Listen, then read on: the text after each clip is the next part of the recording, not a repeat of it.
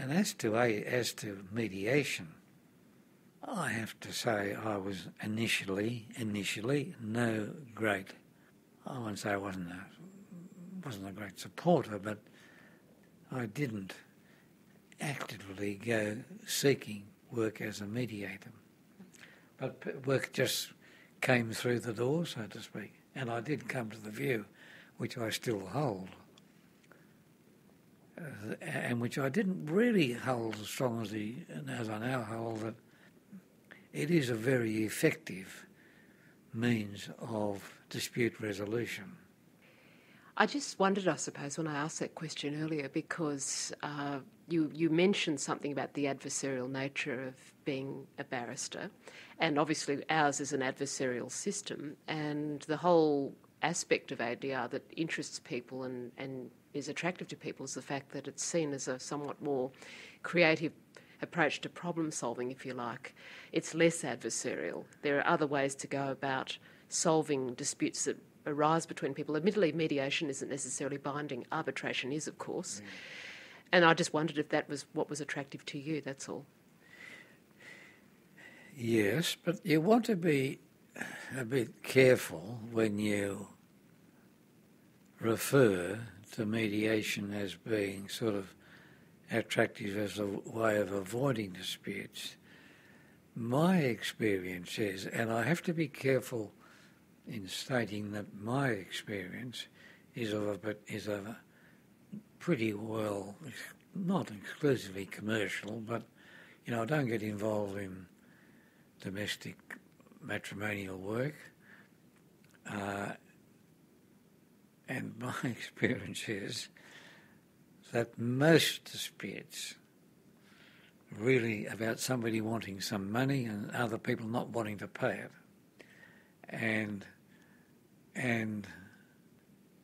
the driving force in most mediations is a desire to resolve that question for two reasons. One, to avoid legal costs, but as importantly, desire to eliminate risk, particularly if you are, as is often the case, an individual who really can't afford to lose a case, can't afford the costs,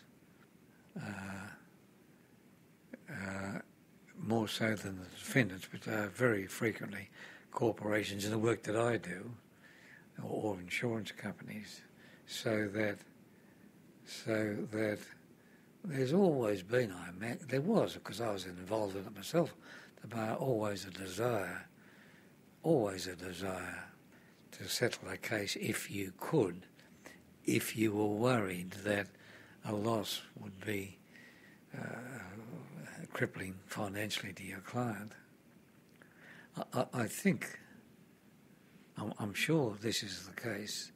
I had a case yesterday, terrible case. I've had two in the last 3 weeks of what we call wrongful birth cases, women, both very similar factual situations. Women have got 3 or 4 children, don't want any more, go to do all the right things, see their GP, refers them to a gynaecologist who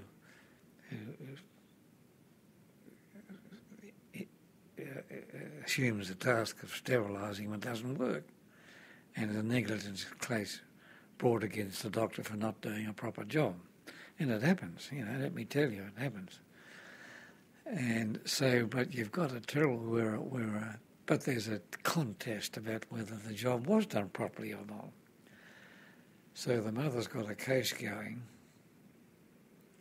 If she loses it, and the child is born, this always happens when I get involved in, and he's born, or she's born, terribly deformed, or got cerebral palsy, or awful cases.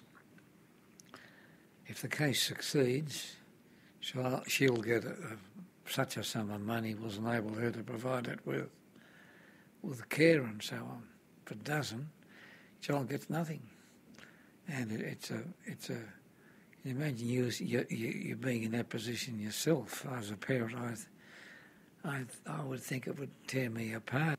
It's a heartbreaking one, and no, truthfully, I couldn't imagine how awful that must be, and let alone having to work with the people to try and reach what could be seen to be acceptable. I think we need to be not quite as complimentary of the idea of mediation as some people are, as if it's something new since greatest things since sliced bread.